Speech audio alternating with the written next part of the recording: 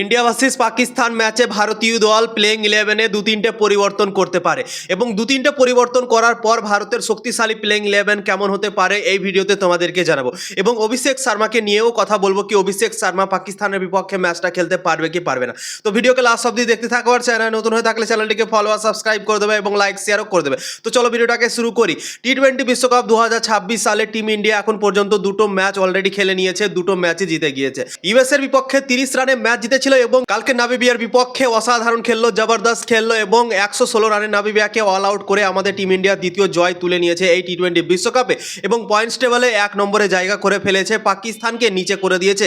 পাকিস্তান আছে 2 নম্বরে, আমাদের টিম ইন্ডিয়া আছে 1 নম্বরে এবং অনেক ইম্পর্টেন্ট ম্যাচ হতে চলেছে ইন্ডিয়া ভার্সেস পাকিস্তান। সব থেকে বড় ম্যাচ, অনেক বড় রাইভালরি।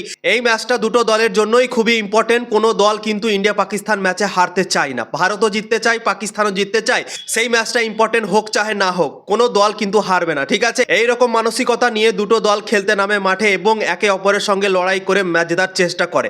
তো ইন্ডিয়া পাকিস্তান ম্যাচ যেহেতু হতে চলেছে 15 ফেব্রুয়ারি এবং এই ম্যাচটি হবে শ্রীলঙ্কার কলম্বোর মাঠে। ভারতের মাঠগুলোতে যেরকম রান হচ্ছে, যেরকম ব্যাটিং পিচ হচ্ছে, কিন্তু শ্রীলঙ্কার মাটিতে কলম্বোর মাঠে কিন্তু সেরকম পিচ থাকবে না। সেখানে স্পিনারদের হেল্প থাকবে এবং স্পিনাররা অনেকটা ফায়দা পাবে। পাকিস্তান দুটো ম্যাচ এই বিশ্বকাপে শ্রীলঙ্কাতে অলরেডি খেলে ফেলেছে এবং তারা একটু অ্যাডভান্টেজ আমার মনে হয় পাবে, কেননা 2025 সালে চ্যাম্পিয়ন্স ট্রফি হয়েছিল, আমাদের টিম ইন্ডিয়া দুবাই খেলছিল, একটা মাঠই পুরো চ্যাম্পিয়ন্স ট্রফি খেলে নিয়েছিল দুবাইয়ের মাঠে এবং টিম ইন্ডিয়া ফায়দা পেয়েছিল। সেই রকম ভাবেই পাকিস্তান কিন্তু ফায়দা পাচ্ছে, শ্রীলঙ্কার মাটিতে খেলছে তাই জন্যই, একটা মাঠে তারা খেলছে তাই জন্যই। তো ভারতীয় দলকে যেতে হবে শ্রীলঙ্কাতে এবং সেখানে গিয়ে ম্যাচ খেলতে হবে এবং শ্রীলঙ্কার কন্ডিশন একদম কিন্তু আলাদা ভারতের থেকে। পিচগুলো একই থাকে কিন্তু আমাদের ইন্ডিয়াতে এখন ব্যাটিং পিচ বেশি বানানো হচ্ছে এবং শ্রীলঙ্কাতে একটু হালকা স্পিন পিচ বানানো হচ্ছে, তাই জন্যই টিম ইন্ডিয়ার দলে দু তিনটে পরিবর্তন হতে পারে। তো চলো পরিবর্তনগুলো তোমাদেরকে এক এক করে জানিয়ে দিচ্ছি এবং ভারতের শক্তিশালী প্লেইং ইলেভেনটাও তোমাদেরকে বলে দিচ্ছি।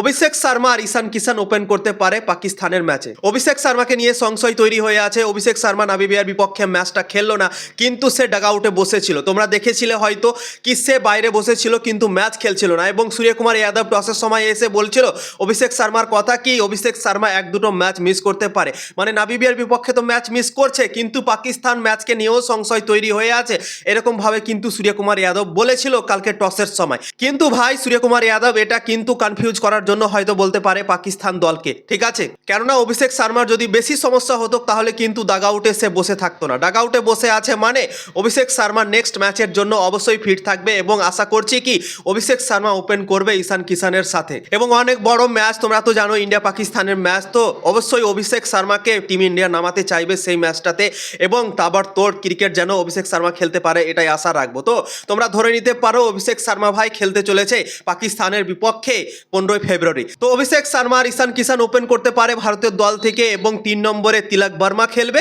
4 নম্বরে খেলবে ক্যাপ্টেন সূর্যকুমার যাদব, 5 নম্বরে খেলবে হার্দিক পান্ডিয়া, 6 নম্বরে খেলবে শিবম দুবে, 7 নম্বরে রিঙ্কু সিং থাকতে পারে, 8 নম্বরে অক্ষর প্যাটেল খেলবে এবং 9 নম্বরে জসপ্রীত বুমরা খেলতে পারে, 10 নম্বরে কুলদীপ যাদবকে খেলাতে পারে এবং 11 নম্বরে বরুণ চক্রবর্তীকে খেলাতে পারে। তো আশদীপ সিং এর জন্য জায়গা নাও হতে পারে শ্রীলঙ্কার কন্ডিশনে। শ্রীলঙ্কার কন্ডিশনে যেহেতু স্পিন পিচে একটু ফায়দা হবে, পাকিস্তান দল কিন্তু এর আগের ম্যাচটাতে 3-4টা স্পিন খেলিয়েছিল, তাই জন্য আমার মনে হচ্ছে কি আশদীপ সিং এর জায়গাতে কুলদীপ যাদবকে ভারত খেলাতে পারে এবং সঞ্জু স্যামসনের জায়গাতে অভিষেক শর্মাকে খেলাতে পারে। তো এই দুটো পরিবর্তন টিম ইন্ডিয়া করতে পারে এবং আরও একটা পরিবর্তন টিম ইন্ডিয়া করতে পারে, সেই পরিবর্তনটা হচ্ছে রিঙ্কু সিং এর জায়গাতে ওয়াশিংটন সুন্দরকে ভারত খেলাতে পারে। ওয়াশিংটন সুন্দরও একটা স্পিন বোলার, অলরাউন্ডার। তো রিঙ্কু সিং দুটো ম্যাচই ফেল হয়েছে, ইউএস এর বিপক্ষেও খেলতে পারেনি এবং কালকে 6 বলে 1 রান করেছে নামিবিয়ার বিপক্ষে। তো রিঙ্কু সিং দুটো ম্যাচে ফেল হওয়াতে সংশয় তৈরি হয়ে গিয়েছে এখন এবং ওয়াশিংটন সুন্দর যেহেতু স্পিন বলও করে নিতে পারে, ব্যাটিংও করে নিতে পারে, তো টিম ইন্ডিয়া চাইলে ওয়াশিংটন সুন্দরকেও শ্রীলঙ্কার কন্ডিশনে খেলাতে পারে এবং সেখানে স্পিনের ফায়দাটা তুলতে পারে, ঠিক আছে। তো এরকম ভাবে প্লেইং ইলেভেন বানাতে পারে টিম ইন্ডিয়া, 2-3টে পরিবর্তন করতে পারে, একটা সঞ্জু স্যামসনের জায়গায় অভিষেক শর্মাকে নিয়ে আসতে পারে এবং ওয়াশিংটন সুন্দর রিঙ্কু সিং এর জায়গায় খেলতে পারে এবং আশদীপ সিং এর জায়গায় খেলতে পারে কুলদীপ যাদব। তো দুটো পরিবর্তন আমার মনে হয় হবে, একটা অভিষেক শর্মা আসবে এবং একটা কুলদীপ যাদব আসবে আশদীপ সিং এর জায়গাতে এবং রিঙ্কু সিং এর যে ব্যাপারটা আছে সেই ব্যাপারটা আমার মনে হয় 50-50 রিঙ্কু সিংই খেলতে পারে আমার মনে হয়, যেটা মনে হচ্ছে দেখে। তো এই প্লেইং ইলেভেনটা ভারত খেলাতে পারে পাকিস্তানের বিপক্ষে 15 ফেব্রুয়ারি ব্লকবাস্টার ম্যাচে। তোমাদের কি মনে হয় কেমন প্লেইং ইলেভেন টিম ইন্ডিয়া খেলাতে পারে পাকিস্তানের বিপক্ষে শ্রীলঙ্কার মাঠে? কমেন্টে তোমরা জানাতে পারো। ইনফরমেশন ভালো লাগলে অবশ্যই লাইক শেয়ার করে দেবে, ফেসবুকে দেখছে তো ফলো করবে, ইউটিউবে দেখছে তো অবশ্যই সাবস্ক্রাইব করে দেবে।